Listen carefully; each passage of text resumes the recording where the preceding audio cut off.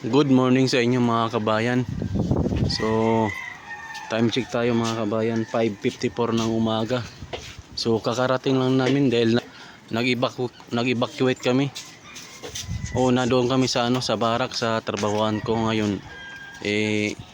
Nagchat yung kapatid ng asawa ko na siguro sabi ng amo niya na doon na lang kami mag-evacuate sa bahay nila kasi may bahay sila doon sa katabi nila parang guest room. So doon kami natulog mga kabayan. So kakarating lang namin ngayon. Maraming salamat po pala ma'am sa amo ni Mary Joy. Shout out sa iyo. So ngayon mga kabayan, i-update ko kayo sa nangyari kagabi. Oh. Ito lang nangyari mga kabayo. Ito lang yung saging na tumba. Saka yung kapitbahay namin dito. Yan. So sawa ng Panginoon mga kabay. Yung bagyo walang kasamang gaanong ulan, parang lang siya, ambon-ambon. Yung hangin lang yung malakas. Tapos nung nandun kami pala sa sa amo doon sa kapatid ng asawa ko, doon kami natulog. Mga alas 10 na nagising kami dahil sa lakas ng hangin. Tapos umiyak pa yung asawa ko, nagnervyos. Tapos ito, yung tirahan namin dito mga kabay. Yung tinitirahan namin, okay naman siya kasi. Yung tinitirahan namin mga kabay, okay naman siya dahil tinalian ko siya yung tali, yung yero. Saka nilagyan ko ng mga dinaganan ko ng hollow block saka buhangin na sako.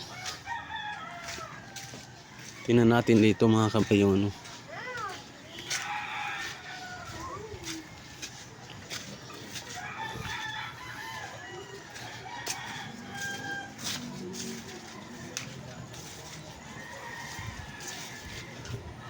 Ayan dinaganan namin ng buhangin na nakasako. So sa ngayon mga kabayan, maliwalas na yung kalangitan. Tapos puntahan natin yung flood control, yung ilog. Maganda na yung panahon na siya, maliwalas na. Mukhang matindi yung init mamaya. Tapos ngayon puntahan natin yung yung flood control. Talagang malaki yung baha.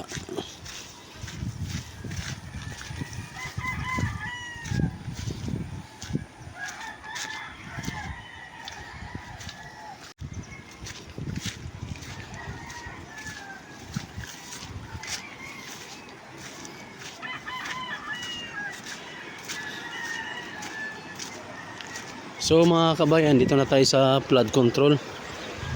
Medyo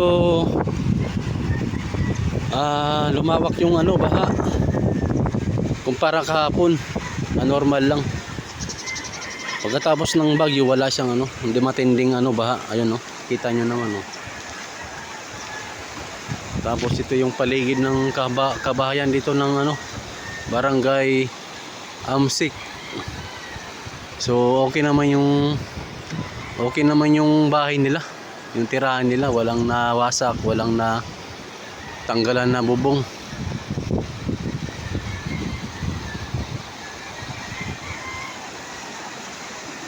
Ayun